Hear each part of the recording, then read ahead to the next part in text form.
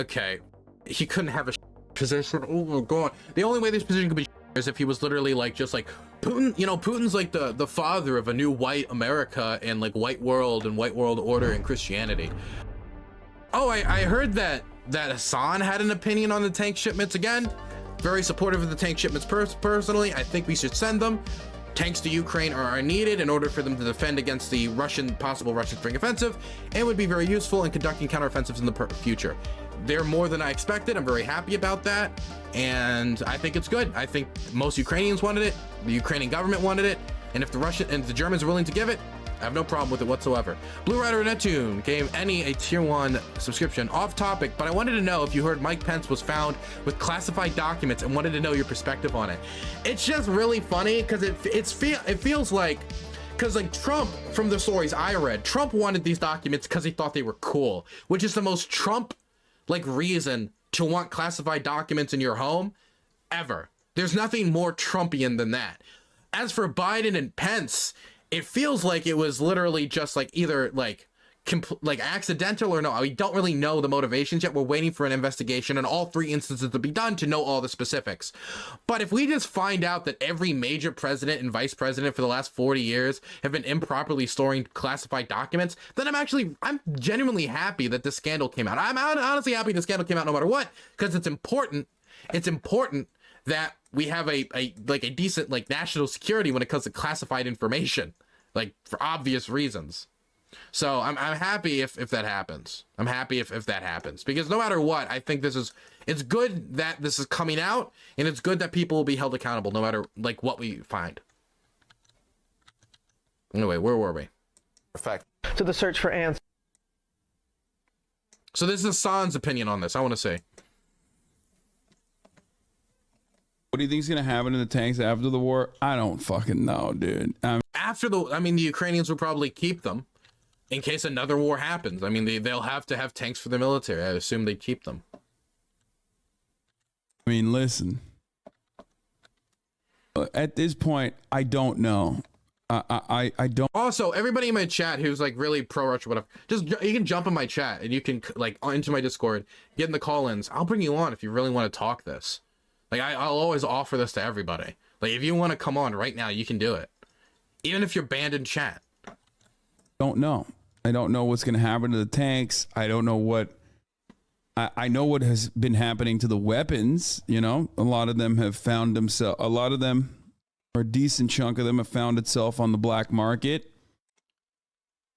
How does he... Wait, what? How does he know that? Wait, what does he mean a decent chunk of them have found themselves on the black market? Number one, it is a lot more difficult to smuggle a machine gun than it is to smuggle a tank. I will put that out.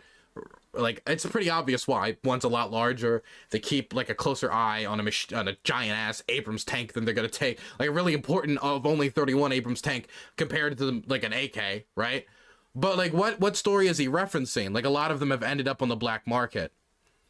I have, from my personal stories, from my interactions with foreign legionnaires and other soldiers, they tell me like once in a while, like a box of grenades will go missing or a few AKs will go missing. That's the most I have been told personally. I haven't seen any stories that have come out except for that one story, which was later retracted by CNBC, I think, or it was MSNBC. I forget which news publication did it, but that story was retracted and they said, well, the numbers aren't exactly right and a lot has changed since then, and they retracted the story. So what is he referring to when he says that?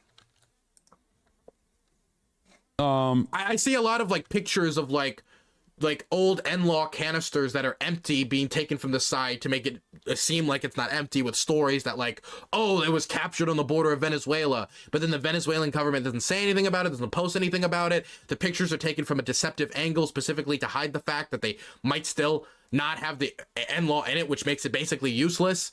I haven't seen anything hard outside of just rumors and kind of blurry photographs that have the resolution of those pictures of the Loch Ness Monster we saw in any of the books on cryptids and stuff. Like, just nothing conclusive.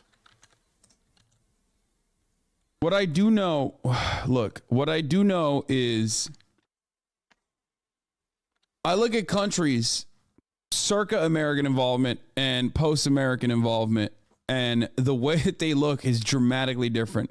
It does not turn into a fucking playground. It turns into a battleground. And that is already what has happened to Ukraine. obviously Russia is responsible for this. Do not misunderstand me.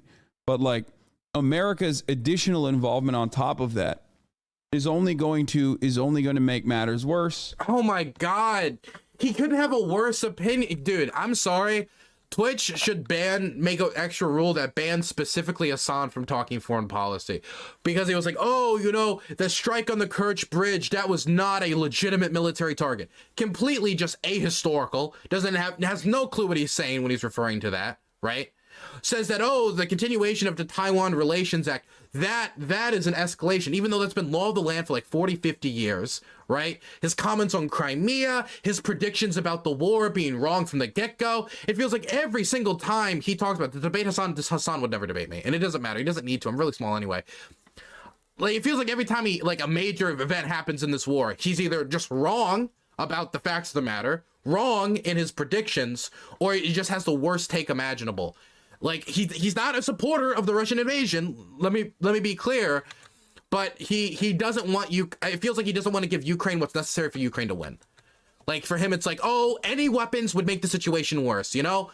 But when I look at it as, I mean, maybe I sound a little bit too much like MacArthur in Korea when I say, when you enter a war to win. The Ukrainians want to liberate its territory, which is currently being filled with mass graves. Tanks are necessary to do that. The tanks will not make the situation worse. It will give the Ukrainians more negotiating power in any potential negotiation. Even if we would negotiate tomorrow, they now have more negotiating power because they have more leverage. And in any prospective future Ukrainian defense of any city or area, they're going to have good tanks to defend those cities, going to have good tanks to defend those areas, and they're going to have tanks to retake territory, like they did when they captured the only provincial capital of Kherson a few months ago, which was a massive victory, liberating a city of 400,000 people in a lot of the province around that, a lot of the oblast around that, recapturing the only Ukrainian capital, provincial capital, that the Russians have captured the entire war. The liberation of Kupiansk and the Kharkiv counteroffensive, all of this would probably have either been more bloody and took more casualties if it wasn't for American aid. HIMARS was essential in halting the Russian offensive by hammering their logistics. These things made the situation better. Patriot air defense or air defense systems have saved the lives of Ukrainian civilians. It seems like in his mind, it's just weapons equal death, therefore bad. But I know if I was to draw up any number of historical examples, you could say, well, yes, sending weapons to the Soviet Union, even if the Soviet Union was bad in this and that way, which it was, and engaged in ethnic cleansing, mass deportation of Poles, what it did to the Tatars was horrific. It was okay because it was a morally correct thing to do due to the German invasion, the German genocide. And what the Russians are doing right now, whether it comes to the destruction of Ukrainian art or to the mass graves, there is a genuine case being built of a form of cultural or ethnic genocide based on the idea of trying to erase the Ukrainian identity. As Dmitry Medvedev says, Ukrainianness is a disease of the mind. A disease of the mind. You couldn't say something worse about a people than saying that their identity itself is a disease. A disease. We've seen open celebration of Ukrainian civilian casualties.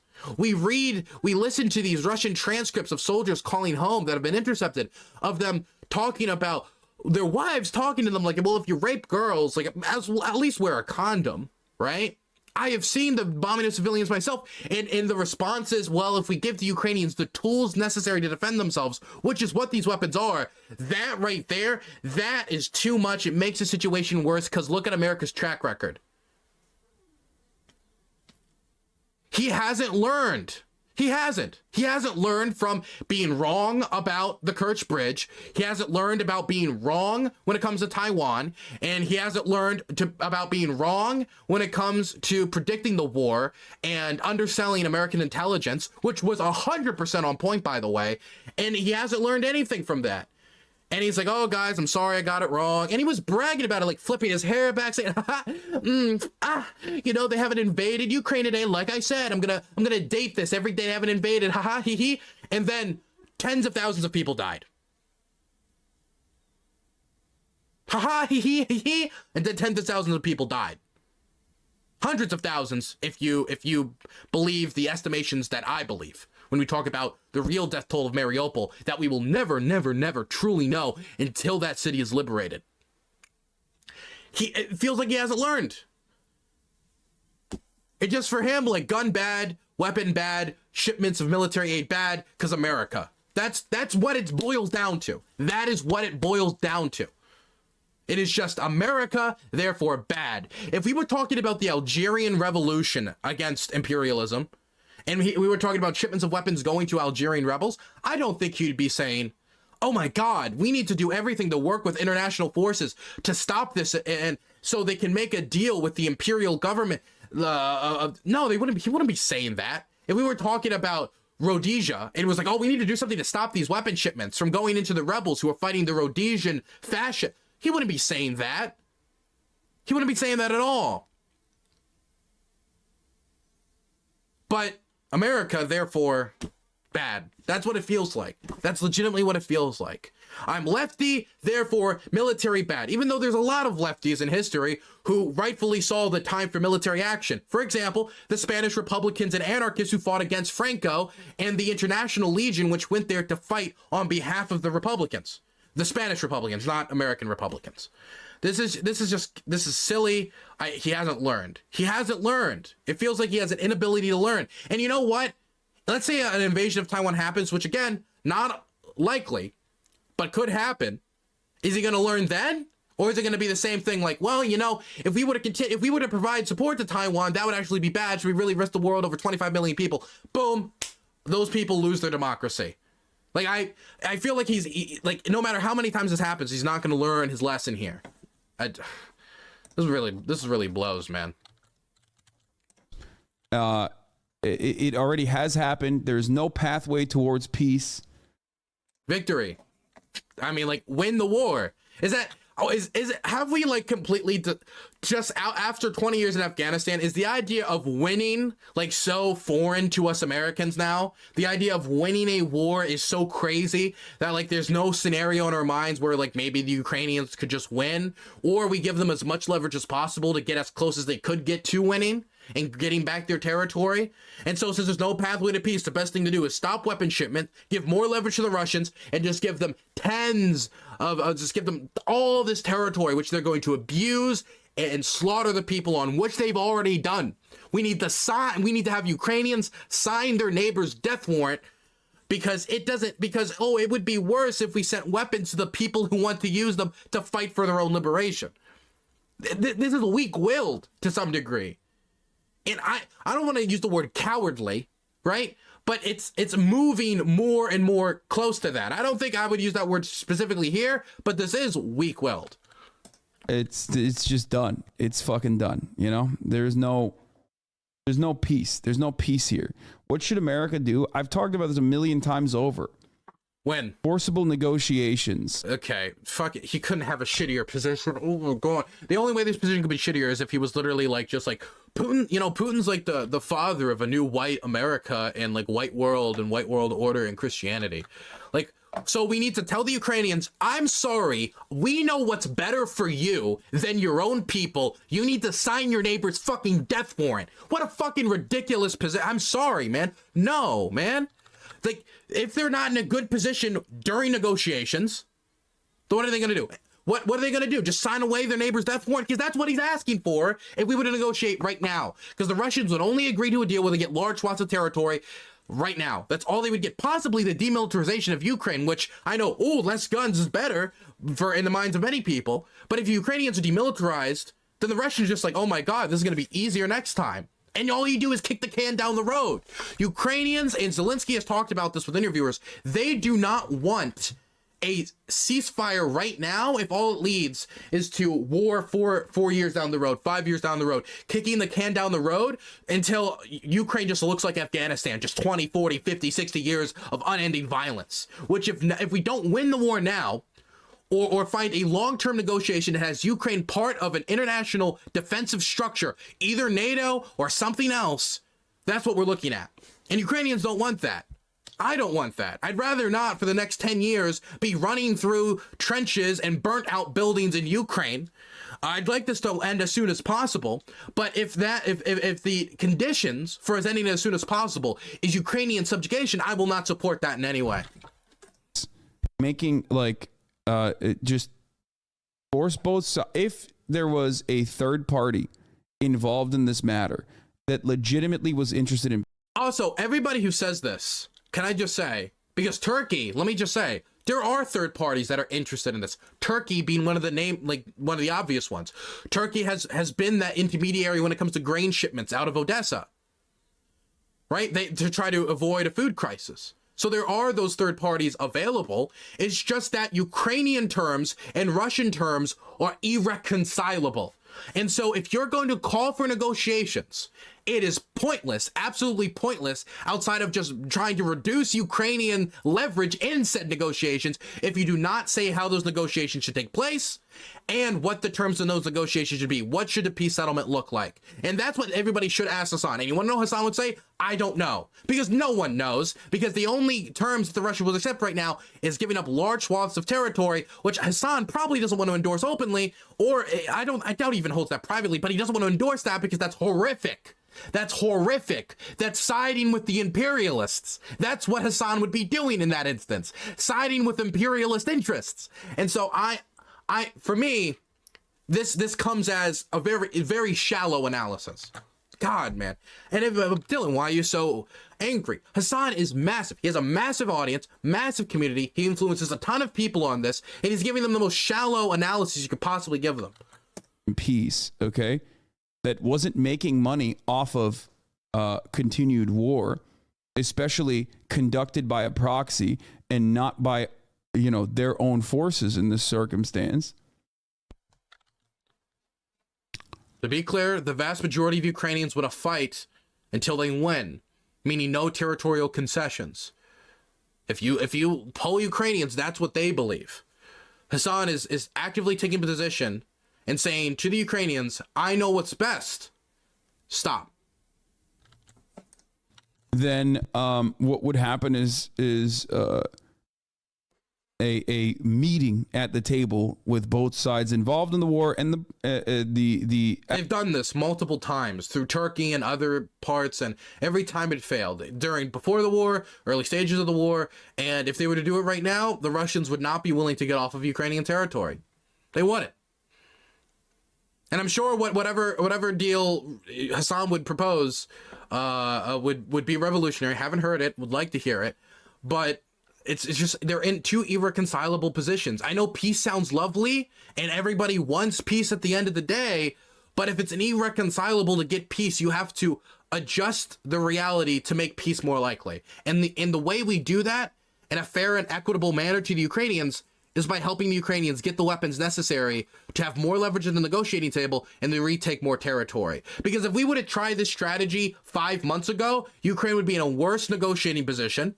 Ukraine would be getting less territory out of negotiations, and it would be worse for the Ukrainians going down the road. So what is to stop me from saying, let's let the Ukrainians try to win? They were in a worse position 5 months ago. They're in a better position now when it comes to the territory they control. They've recaptured over 50% of the territory the Russians have captured since February 24th. Why not let them continue with American backing? They've shown they have the ability to fight. They show they have the will to fight. They show that they want to fight. Why not give the Ukrainians what they think is necessary to win? And if it doesn't work, then at the very least, they'll have more negotiating leverage in these proposed future negotiations. Actual superpowers that have incentives to continue the war. They would all get together, China, America, Russia, Ukraine, in this wonderful process, and they would come to the conclusion. They would force either side to make certain concessions. Obviously, Russian concessions will be far greater, like far greater. But enough. Well, what are they? Yes, I would like Russian concessions to basically, like, the only concessions I think the Ukrainians could reasonably be expected to give up, and like I think would maybe like grease the wheels a little bit, could maybe be like, oh, maybe we'll remove a language law too, maybe if you want, like, some people could try to have dual citizenship in some areas. You could try to draw something up like that, but that's not what the Russians are going to accept. Like, this is a good, like, thing in our head, but in reality, it doesn't work. It's like when Elon Musk proposed, why don't we just do a redo of the Russian referendums, but under UN supervision? That is, the odds of that actually being conducted or extremely low, that the Russians would allow that. We'd have to get rid of Russian soldiers so they don't intimidate people like they have in the past. We would, just the odds of that happening are so low, and you haven't discussed how it's going to be conducted. So it's like, I don't know, it's just like an idea with like, it feels like no chance of material success. Enough to like save face. Most likely some form of like restoration of the Minsk protocols, the original ones. So that just kicks the can down the road. If we just went back to Minsk, that, by the way, that doesn't solve the territory issue, which is the massive issue, okay? If we just went back to Minsk, all that does is freeze the conflict. Doesn't end the war, doesn't end the conflict. It just freezes it, kicks it down the road, and then we'll be back where we are 10 years from now. We need something totally different. Minsk didn't work. Why would we try something that didn't work again? It didn't work twice. Now we're going to try it a third time? All that would do is kick the can down the road. And that would be it. But that's not going to happen. Yeah, it's not. Because it's not going to happen. Because it's not realistic and it couldn't be done. You think Ukraine is begging to make a peace deal and the U.S. is preventing them? No, of course not. I think that I don't know what the fucking Ukrainian people want. God, I'm sorry. You can look it up. You can look it up right now. Ukrainian polling. The vast majority of Ukrainians, over 80%, are unwilling to give any territorial concessions in negotiations with the Russians. That includes Crimea, which Hasan has multiple times said, Russia rightfully has, right? So you could just Google it, or you could go talk to Ukrainians or anything. You're like one of the biggest streamers in the world. Like you can do that. You can Google the polling data. The Ukrainians are yelling from the rooftops what they want. And this analysis is dipped deeply in just a lack of knowledge of what the people involved want. It is Hasan telling the Ukrainians, I know what's best for you. That's what this comes off as. It comes off as very mightier than thou and uninformed. And he just admitted his lack of knowledge. God, this is frustrating. He's the biggest political streamer on Twitch, man. The biggest, like 30K, 40K, 50K to like 100K, depending on like the day. Like he's gigantic. He can devote all of his time to this. Like why? The time to like, oh my gosh. Swag Patonimus, thank you for the prime and being sub for 3 months. Yo, I appreciate it. Most of them want emancipation, and that's a valid interest that they have. That is the most valid. They just don't want to be fucking invaded, which is probably the most human thing to want. Okay? Sip. What the hell is he drinking? What was that? Thing to want. Okay? What is that? What? I have no clue. Oil. There are internal forces that are also forcing Zelensky's hand as well. Internal pressures caused by the Russian invasion. Internal pressures that have heated up over the course of the past decade that have reached its final explosive point. And by that, I mean nationalistic anti-Russian sentiment, understandable anti-Russian sentiment, which is also going to... There is a lot of anti-Russian sentiment in Ukraine right now, which, I mean... is not surprising. I mean, they got invaded by Russia. I remember once, like, it's not to the point where it's like, oh, you speak Russian, how dare you, disgusting. It's not, because most of the soldiers I actually interacted with spoke Russian, because I was in, like, Zaporozhye, I was in Kramatorsk, those were the areas I was in. But I remember once I was in Kiev, and I was in the back of a Bolt, and he was about to drop me off, and I said goodbye in Russian, and he said, no, in English. He said, no, you say it in Ukrainian, because because in Ukraine, they have a lot of pride about their language and it has been historically oppressed. And so I'm a foreigner and they don't want the foreigner to leave Ukraine, not speaking Ukrainian, but speaking Russian. Cause Zelensky to take an infinitely more aggressive approach here. And as long as there are weapons that are being sent to Ukraine, an unlimited supply of weapons that are being sent into Ukraine. Let me read something. Somebody said this in chat.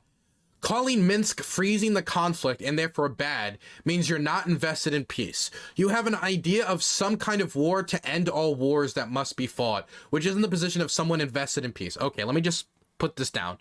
Minsk failed, collapsed, crumbled didn't work. Minsk 2 failed, collapsed, crumbled, didn't work. Why would Minsk 3 work if the first two showed it to be ineffective and keeping the Russians constrained or the Ukrainians constrained? Why would it work? Also, the Minsk Accord did not deal with the issue of Crimea. It did not deal with the fact that the Donbass, Luhansk, all this territory needs to be rightfully returned to Ukraine. It doesn't deal with the fundamental factors that caused the war in the first place.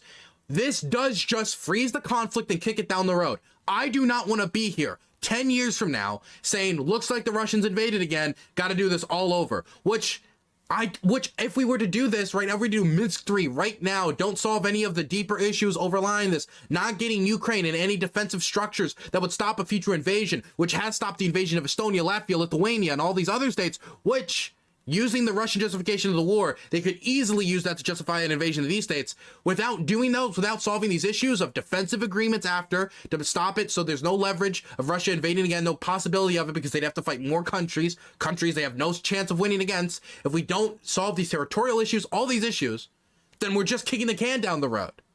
And nobody wants to kick the can down the road. Ukrainians don't want that. Zelensky's government doesn't want that. Hell, I mean, the only people who want that probably are the Russians, who right now are in a very difficult position, but if you give them 5 to 10 years to recover, they're still Russia.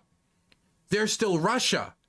And they still have a massive country, and with more prep, an invasion could go better next time for them. So yes, I am interested in long-term peace, not a short-term peace. Infinitely more aggressive approach here.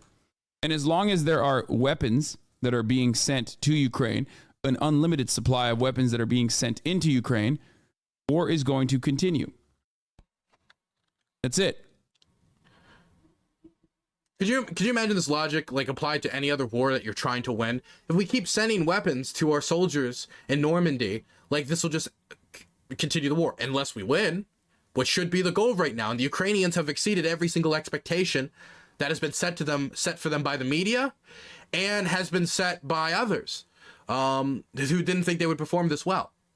So why can't it just be like these weapons go to them, they have more leverage in negotiations so they can get a better deal, or they can win, which is both a better outcome than if they would not have these weapons. If the Ukrainians do not have these weapons, or do not have decent stockpiles that they could use against the Russians, they will be in a worse negotiating position, they'll get a worse deal, and this proposed solution that he's talking about, of like, oh, the Russians making the vast majority of the concessions, is not possible. It is not possible with proper leverage, and the things that the Russian respect is strength. The Russian government respects strength, not international law and international norms or the preservation of Ukrainian life. They've shown very clearly they don't care about that.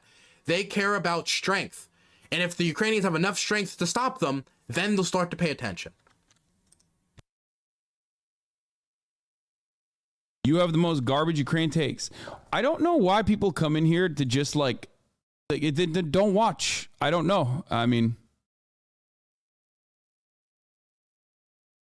then don't watch.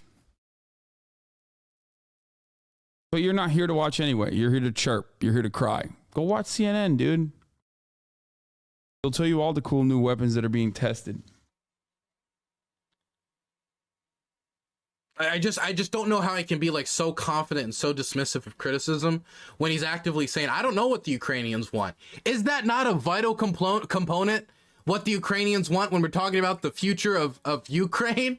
When that's the nation that's taking the actual like pounding here. They're the nation that has its civilians dying, its people dying, its people suffering. They're the people who are getting hit the hardest in this war. It's not even comparable. People talk about, oh, what about this economy? It's gone down by like 2% GDP. Ukraine economy is like down 30%, 45%, like crazy numbers. They're the ones suffering the most. I feel like their opinion of what they're willing to put up with in their freedom struggle and what they're willing to do in order to win, I think that is like ultimately important here.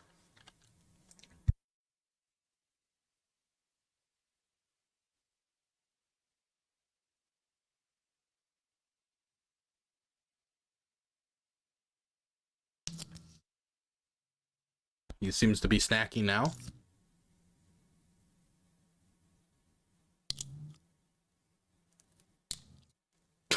We want the German take on tanks before we move on. I hate my country so fucking much. Unemployment is 450 euros a month. This shit makes my blood boil. Even 5 years ago, people were starving. Right now, it literally kills people. Oh my lord, I'm gonna commit redacted. Okay, chill.